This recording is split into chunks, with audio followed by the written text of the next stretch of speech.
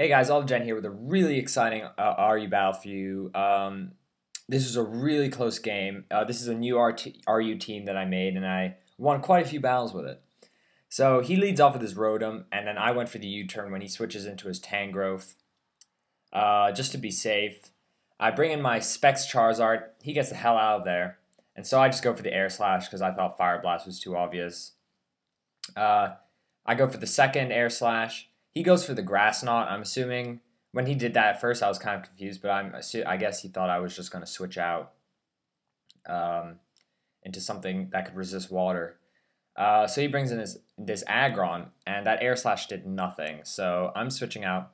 I bring in my Rapid Spinner, Stealth Rocker, Ground Type Badass Sand Slash, and I just go for the Earthquake, break his sub. He goes for the Ice Punch, and Sand Slash takes that like a beast. He's that did about 1/4 damage. So he switches out. I went for the Earthquake because I thought he was going to maybe set up another sub, but he switches into this Tangrowth. I decide, I might as well set up my rocks. He goes for the Sleep Powder. He misses. So I switch out of there, and I switch into my Dusknoir because I was kind of thinking he's going to put me to sleep. I don't have anything with Vital Spirit, or a Lumberry. So I decided I'd switch into my Dusknoir because he can take hits all day long, every day. So I'm still asleep. He brings in his Crocodile. The Pursuit didn't do that much. So I'm going for the Will-O-Wisp, hoping I'll wake up so I could hit his Crocodile and burn it. But he actually switches out, and I'm still asleep. So he brings in this Rotom. I'm like, I'm still at 75% health. I lived that Shadow Ball. Unfortunately, I got a Spec D drop.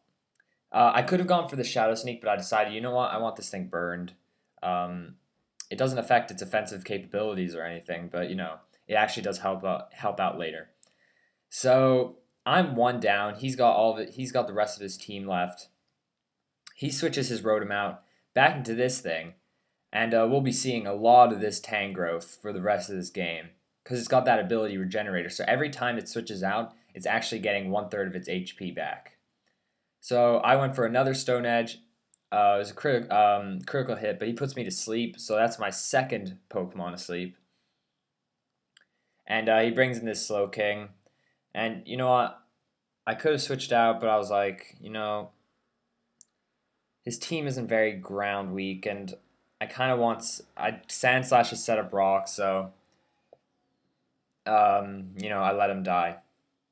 And that's not good for me because now I'm 2 down and he's still got his whole team left. So he brings out this thing again. I went for the U-turn because I thought, it's fine. So I bring in my Charizard. He switches out, goes into his Rotom. I hit him with a Air Slash. He's got 1% health, and of course the burn kills him. So, having that burn actually did help out.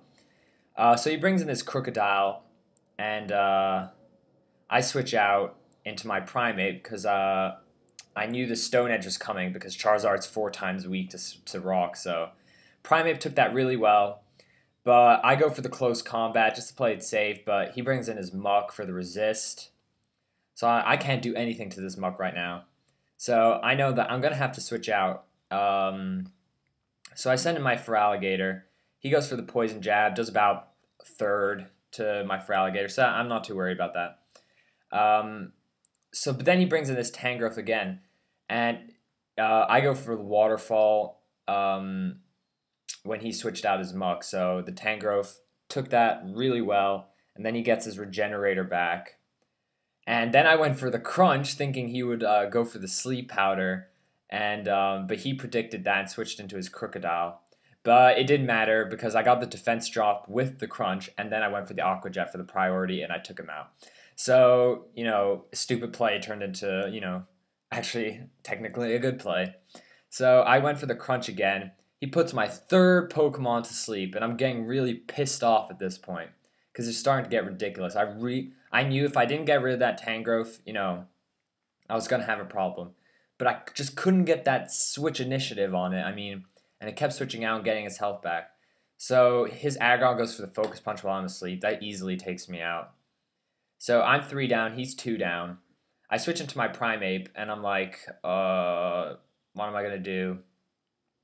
And because last time he switched out, the close combat didn't work out, I went for the Ice Punch, hoping he'd bring in the Tangrowth or something.